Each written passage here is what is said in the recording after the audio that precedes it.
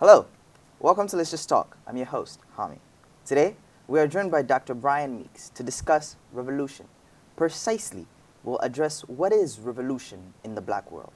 Dr. Meeks is the author of 6 books and 7 edited collections, including Caribbean Revolutions and Revolutionary Theory, an assessment of Cuba, Nicaragua, and Grenada. His latest book is After the Postcolonial Caribbean, Memory, Imagination, and Hope. Dr. Meeks, welcome to Let's Just Talk. Thank you, Hami. We're going to jump right in. As you know, language and definitions are extremely important. So if we're going to talk about revolution today, especially black revolution, can we begin by defining, for the sake of our conversation, what is revolution? Well, you know, this is a hotly debated topic and has been for more than 200 years. You know, there are perhaps 2 broad categories that we can think of. We can think of Marx and Engels in the Communist Manifesto, who talk about revolution as a sort of epochal change. That is a change that extends over a historical period and that involves a shift in the way the economy is organized and the way society is organized. And you know, in that broad definition, you know, they talk about stages of development: feudalism, capitalism, then socialism, then communism. And these are driven by changes in the way the forces of production are organized in society, but also are led by social classes which push for different kinds of change. Now, because they see this in an epochal way, it doesn't mean that revolution then is not a single event at a particular moment in time, but there's this sort of distinction between the epochal notion of long-term change and the rapidity of change in a particular state or in a particular society. And there's some unclarity in their definition about that. We can think of Theodore Skocpol's notion of revolution. Is that the second way of looking at it? Yeah, it's the second way of looking at it, in which she definitely locates revolution in a particular state, and it's the way in which we normally think of it. So she compares the French, Russian, and Chinese revolutions, that is, state-based revolutions, nationally based revolutions, and argues that revolutions are rapid changes in the organization of the state, a change in the class structure of society, and ultimately a dramatic change in the social policies of the state. So we can think of those as 2 categories, although they're related and they're not distinctly separate. But you know, this notion has occupied political theorists as well as human beings, at least since the French Revolution, when the idea of a complete overturn of the society was seen as possible, and did in fact occur for some time. Now, there's another question as to, after having accomplished this sort of you know, massive change, what happens next, and whether the revolution's potential is fulfilled, whether the revolution betrays itself. There are lots of questions related to that, but the idea of a sort of 180-degree turnaround in the nature of the society is at the heart of it. And of course, from the black world, the classic experience is the revolution that is missing in the annals of history, in which, you know, we talk about the age of the revolution in the 18th century and early 19th century. We speak about the American Revolution. We speak about the French Revolution. In 1848, we talk about a series of revolutionary upheavals in Europe in 1848. But only until very recently is the Haitian Revolution recognized not only as having taken place and existed, but in many respects having been the most profound, because not only did it end colonialism in a particular country, a particular state, which later came to be known as Haiti, but it also, you know, changed the very social foundations of that society from a slave society to a free society. Right. So certainly for people in the black world, which of course we need to also define, Okay. Haiti is as important, if not more important, and globally speaking, not just for the black world. The Haitian Revolution is of the highest significance. So we're going to talk about the Haitian Revolution in a bit. Yeah, sure. But before we get to the Haitian Revolution, there's some stuff that we still need to define. Yeah. Like you just said, the black world. Yeah. For the sake of this conversation, how are we defining the black world? Well, you know, there is a world that of culture, of history, of economics that crosses the Atlantic Ocean, that extends into South America, that extends across the littoral of the Caribbean, the coastal parts of South America and Central America that abut on the Caribbean, that extends into the plantations sphere of North America, that is to say places like South Texas, Mississippi, Louisiana, Georgia, etc., and then it extends across the Caribbean, that sort of is born out of the slave trade, the transatlantic trade, the triangular trade between Europe, at the coast of Africa, the Caribbean and South America, and of course North America itself, and back to Europe via the northeast of North America. And we could discuss the history of that, but in a short time we can't, except to say that this is what created the notion of The black world. The black world, of blackness, of a concept which perhaps people in West Africa who were not a part of it would not have recognized themselves historically as being black, but as being Igbo or being Yoruba or being many, Fon, all the different nations. There's a song by Sade in which she's talking about her father, and she says, didn't know what it means to be black when he first went to England, because that was taken for granted. Right. And he discovered that he was black in England, and what that meant as a mark of his positioning in the hierarchy of a racially oriented society. And I'm thinking that this concept of blackness as a means of not only identifying, but of resisting a racist society is born out of this history. Right. And I've just already indicated some of the geographical points in that history.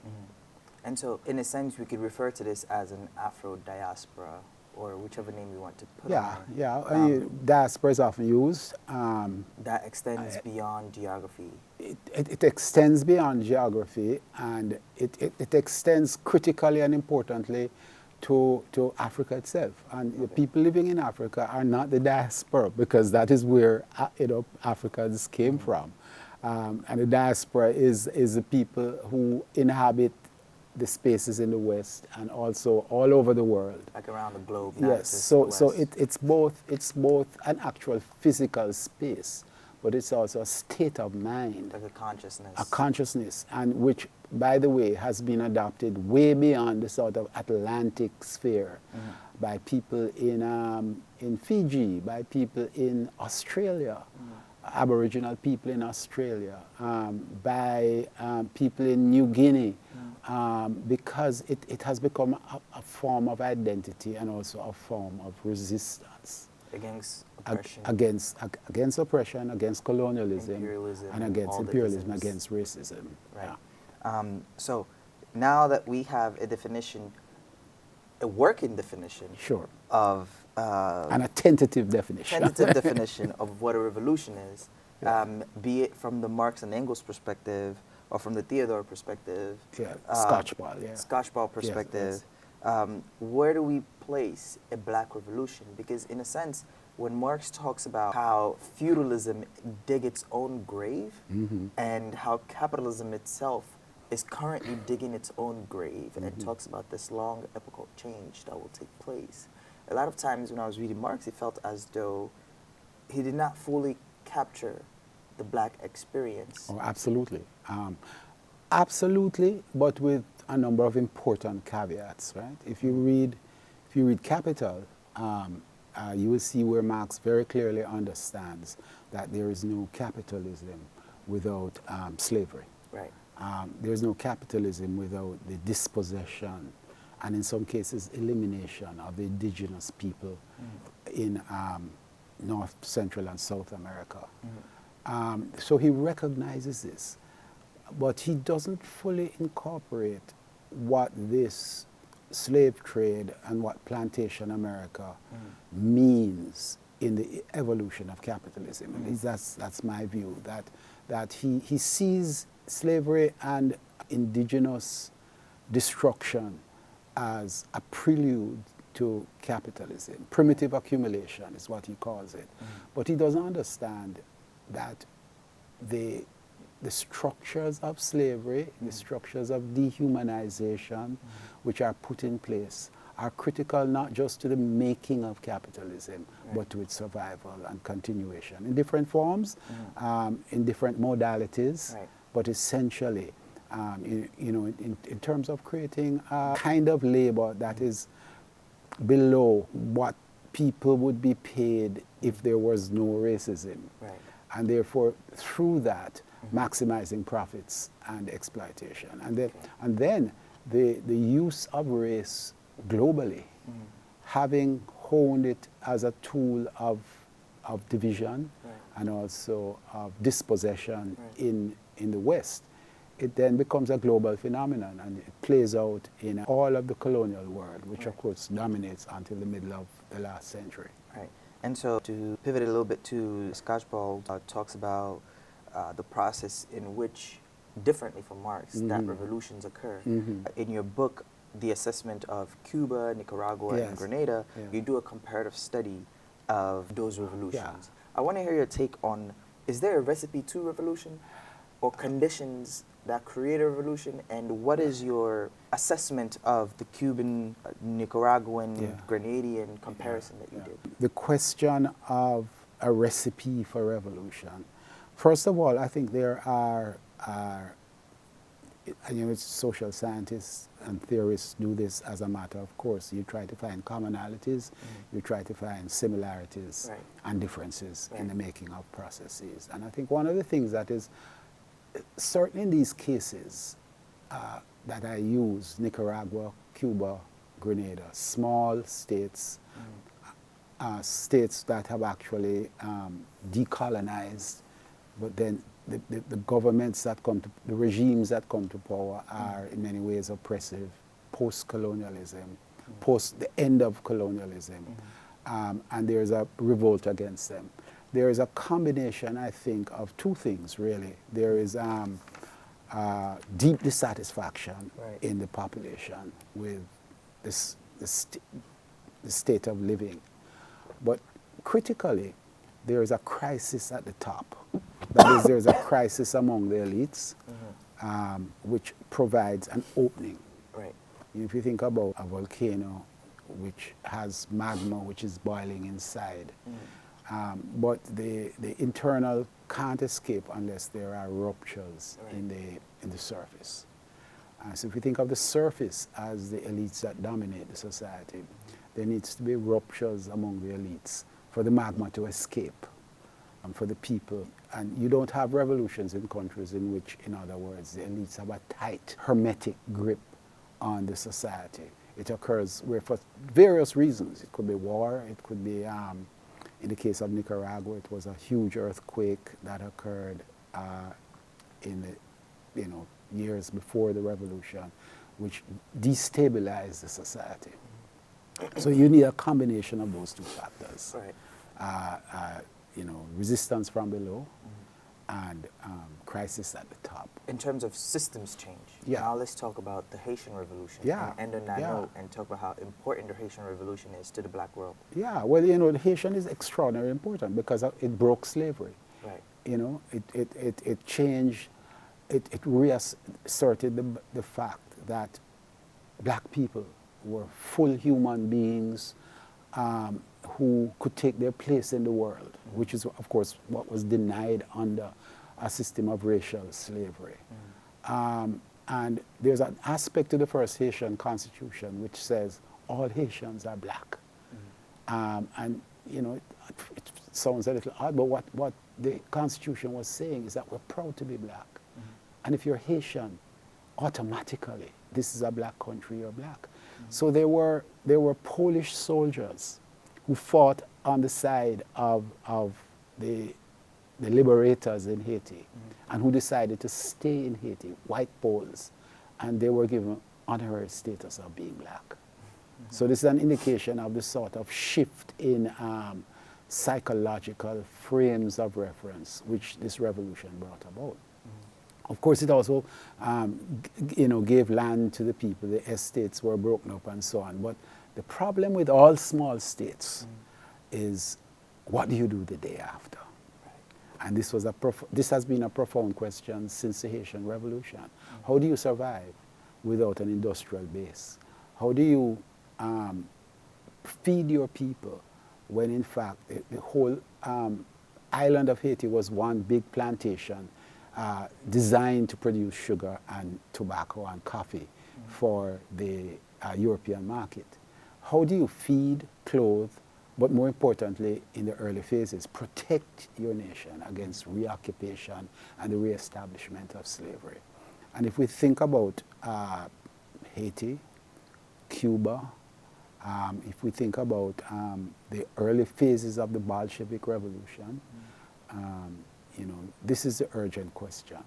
And if you have a sufficient industrial base, if you have the requisite size, as in the case of Russia, or resources, you can perhaps survive. But if you don't, then you face the long process of strangulation which Haiti faced, the quarantining that Cuba has faced since 1961, and therefore the potential of the revolution to achieve its full objectives is often you know, thwarted or denied. A lot of times what that happens is the motives and the purpose of the revolution ends up being diluted because the people then, after the revolution, end up being suffocated by the laws and policies to a degree of the states or institutions that were supposed to liberate them. Well, absolutely. And, you know, to put it, to really develop your point, and I agree entirely, if your primary purpose is to end slavery and protect yourself from invasion, then what do? You set up a military apparatus. In the case of Haiti, the military apparatus is what had freed them from slavery.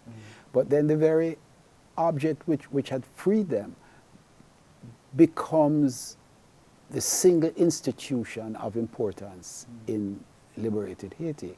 And its justification is that if we are ever invaded again, we have this army. And armies are organized along very authoritarian principles.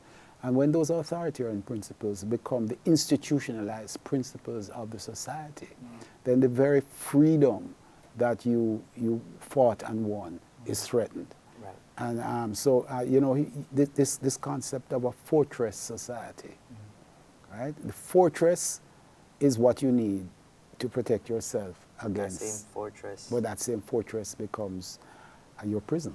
Right. I think this is a phenomenon we see in Haiti.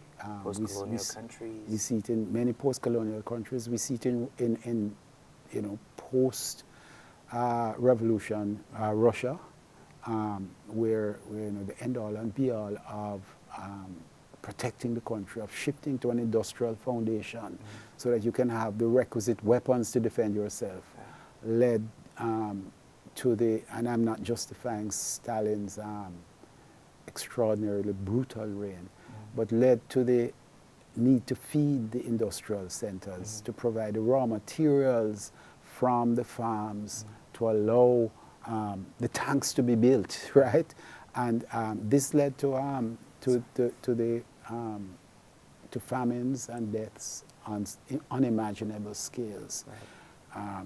But at the same time, it led to the industrialization of Russia, which led to the ability to resist the Nazis when that time came in the 1940s. So there's a lot of contradictions in history. There revolutions which are made in a single country always have this potential to be isolated and quarantined by the dominant countries across the world. And so, lastly, to send us away in 1 minute, could you leave us with any final thoughts around black revolutions or people who are starting to think about what revolution means in the black world or how to develop that consciousness?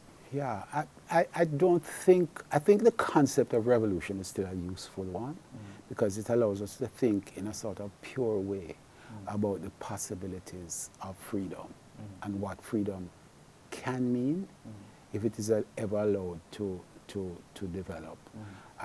But looking to the future, I don't think that revolutions in single countries are necessarily going to be the way forward. This is sort of a national revolution.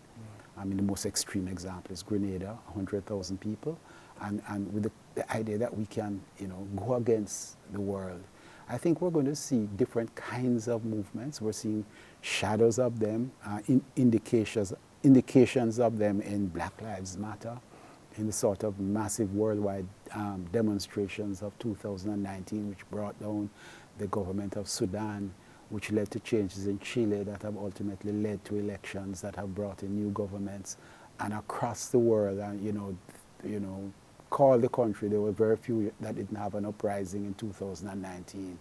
And so we're seeing a different kind of global movement now that is fanned by, that is very conscious of gender, that is very conscious of the environment, and that is going to lead to cross-national alliances that are going to bring about unprecedented changes. Perhaps looking more like the Marxist notion of epochal changes across countries, as opposed to single changes in single countries that somehow stand up against the world. I think that that's what the future looks like. Dr. Meeks, it's been great having you on Let's Just Talk. Thank you for being here and taking the time to speak with me. Wonderful. Thanks for having me.